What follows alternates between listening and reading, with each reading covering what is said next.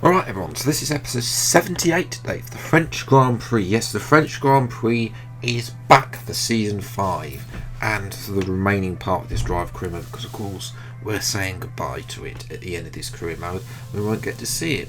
But on the good news is, as well, is we finally got Spec 3 on the aero side of things, which is big because we're going to get all these ultimate upgrades and major upgrades, and they're going to be on in time, hopefully all 5 of them going in time for the next race in Belgium, which would be fantastic. It means we'd have a maxed out car for Belgium, and we would be able to use the setup that has won us the Belgian Grand Prix multiple times and get 226 miles an hour down the back Kemmel Straight. R&D wise though, it's a flat line of course, because obviously we haven't been able to bring anything between Austria and France, unlike McLaren, who have responded to us and they brought some more upgrades. They're still not back where they were at the end of the thing. Mercedes actually fastest, interesting, as Alpine, AlphaTauri, flatline, slight upgrade from Ferrari as well, and Haas of course have brought an upgrade, but that's not going to help their dustbin of the car, which Audi is not happy with at all, but we'll see the ramifications of that later on, if there are any ramifications at all for that. But anyway, into qualifying then, and we're down in P16.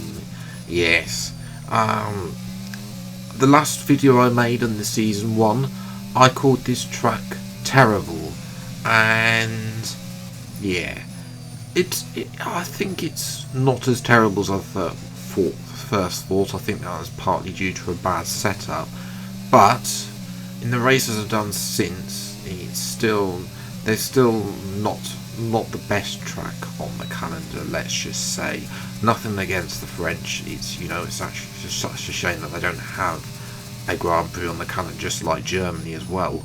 But nevertheless, the ultimate thing is that the track leaves the questions to be desired. It's not the best track for overtaking. There could be like a third DRS zone down here. They could have done a lot of things to try and get the track improved, and they didn't. So yes, but anyway, back to qualifying. That we're down in 16th now, between Bottas and Shorts. Not really where we want to be. We're 2.5 tenths up on our previous best time though, but this third sector is a bit horrible. This corner, these second fours, they're not really flowing corners. They're quite horrible. This final corner, the AI will out-traction you out of this corner every single time. But we have improved out that corner, almost 5 tenths gain up to the line, and I think that's only P13. It is indeed. So a lot of work to do, but to be fair, we're only 4 and a bit tenths off Piastri, which is about that disparity between the qualifying and the race pace. You will probably 9 times out of 10 you won't actually out qualify your teammate in these later career modes. And Russell's on pole, but his teammate's 11th. So we'll see if Russell can get a first win for Mercedes in a very long time. We'll see what we can do from 13th though on the grid. It's time for the race day's French Grand Prix. Here we are again then at Le Castellet for another round of this year's Formula One World Championship. Renault took their first French Grand Prix win here all the way back in the inaugural race in 1906, but it was another 73 years before they could take their second. I'm sure Alpine will be pushing hard to delight the local fans here today. The Paul Ricard circuit then is a 3.6 mile track, 25 miles east of Marseille. 15 corners here, 6 to the left and 9 to the right, with the main overtaking chance expected to be going into turn 8. Top speeds today should be around 205 miles per hour.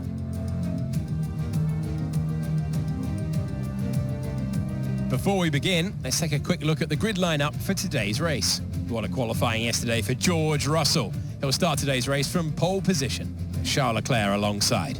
Looking at the rest of today's grid, we have Gasly, Verstappen, Alex Albon, and Magnussen. Sainz, Norris, Ocon, and Oscar Piastri.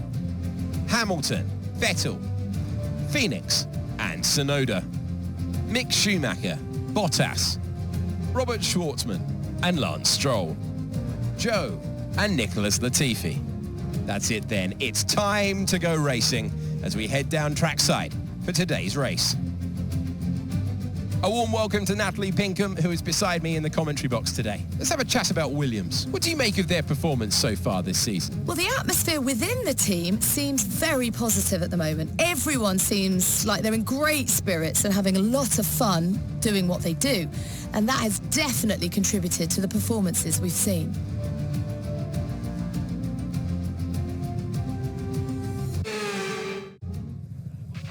After the points finished last race, let's aim to keep that momentum going.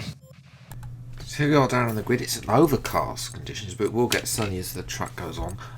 We did do well in overcast conditions in Jeddah, so maybe the car suits the cooler conditions. Now, race strategies is going to be a one-stop, but I'm going to fancy medium to soft. It's only 2,000 slower, slightly out of position. Let's go for it. Hamilton, Schumacher and co all joining me on this strategy as well. So 5 red lights and away we go. It's an okay start from us as well. The usual starters then. Tsunoda goes past the outside. I think there's a Haas on the inside who's cut the corner there. We'll get a replay of that in a moment. We do manage to get the outside, and then Ocon is going slowly. We're going to have him, but this is on board with Schumacher. He's down the inside, give him the space, and then he just decides to not do turn 1, and he's going to lose a whole load of positions. He probably got an illegal overtake at some point in there as well. For us though, we're still going side by side with Ocon, trying to have a look down the inside with Vettel and Hamilton. That was not going to end well. So we now look to the outside of both of them while they're too busy focusing on each other. Hamilton's still there on the inside. We're going to keep the power through, have the inside line and force Hamilton out. And up to P10, so it's a good start into the points. Here's a replay. Around the outside, Vettel got squeezed a bit, so that forced, he had to back out of it a little bit. That just left me and Hamilton decided to go completely off circuit at that point.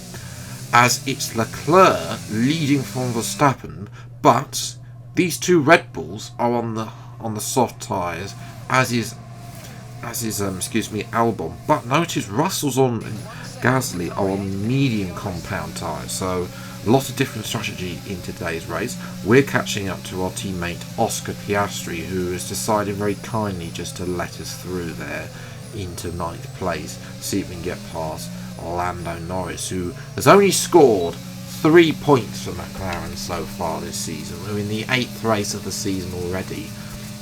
As well as we're just going to breeze past on the outside. Norris not wanting to give me any room, but the outside is where you have to be at that corner, otherwise the AI get if you don't do that. Like this, Oscar took the inside there and almost lost the position to Lewis Hamilton. So he does get back on corner at exit there, but if I did that I would lose it because of the AI's OP traction there as well. Somebody else who's having a look around the outside though is Carlos Sainz. He's defending against I think that's Pierre Gasly in the AlphaTauri, and Sainz defends for now. As well as we come in then to make our one and only stop at the end of lap 7. As well, the opening stint after we overtook Norris wasn't that interesting. We couldn't really catch the cars in front, so there's a slight issue with the car not really being settled and needs, it's lacking those final aero upgrades, and hope, as I say, fingers crossed for Belgium, we can get all of them on, maybe even challenge for a race victory there. We'll have to wait and see. Where we're going to come out, it's going to be P10. There's Magnussen, and I think we're going to jump Magnussen, yes. Hopefully this time he doesn't go into the back of us like he did in Austria. There, as that is Gasly up ahead, overtaking Sainz. Sainz on hards, Gasly is on softs, and Gasly's now is flying, although Sainz comes back at Gasly because Gasly once again ran the inside, so we'll have the outside now almost off circuit at turn 1, round the outside, turns the inside for turn 2. Thank you very much, and Gasly's up another position. Russell as well on soft tyres, unable to move that as Sainz very kindly moves over to the left. Thank you very much, Carlos. and that's Carlos Sainz down to P8 as well. Hamilton as well on this strategy, P9, and I think Piastri is going to be able to hold on to P10, but we'll have to wait and see about that. As well, here is Piastri. He's going with fighting with Magnussen, and there's Norris. They're almost going 3 wide into that corner for 9th, drifting through from Piastri to get the position. I think that's him up to P9 as Magnussen has an issue and is falling way down the grid. But at the front then, Verstappen in the pit stops jumped his teammate Charles Leclerc, but they've been trading places on those mediums and are holding up Albon and Russell. Russell has a tyre advantage but is unable to do that. We've set fastest lap in the process as well. Gasly as well has been catching, but neither have been run out of, we've both run out of laps.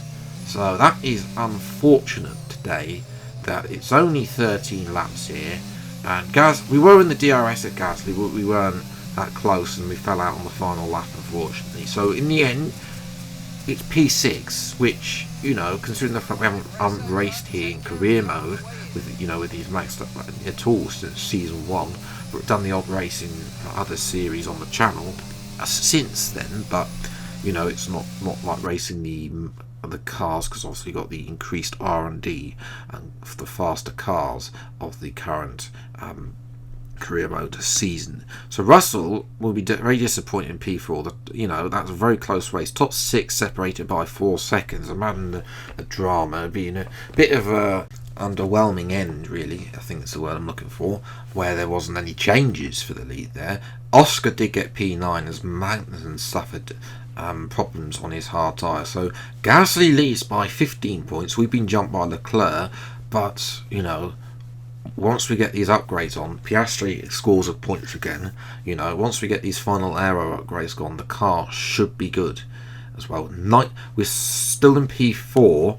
That's the target at least. Alpine are there or thereabouts because Ocon is not delivering for that team, as we've now entered driver acclaim level 20, which I think is a new personal record for me. I don't think we got it on F1 2020. On F1 2019, sorry, on F1 2021, we definitely didn't get it as well. Well, in the next episode though, we're going to have to renegotiate our contract with Williams at Belgium, which we should be a formality to do that, and then it will also be the Netherlands as well. The second return there. The last time we did have an okay race there. I can't quite remember what exactly happened off the top of my head, but yes, progress is looking good. You know, we just need to have a slightly better qualifying, and I think we could have easily have been on the podium or even challenging for a race win. And having those extra aero upgrades, as I keep banging on about them, you know, that's definitely going to help us. And especially the fact you've got likes of McLaren who aren't scoring points at all. So yes, if you have enjoyed this video, then leave a like, subscribe if you're new to the channel. See plenty more F1 22 drive videos as when they come out. Until the next video then, I'll see you next time. Take care, thanks so much for watching, enjoy your day, and bye.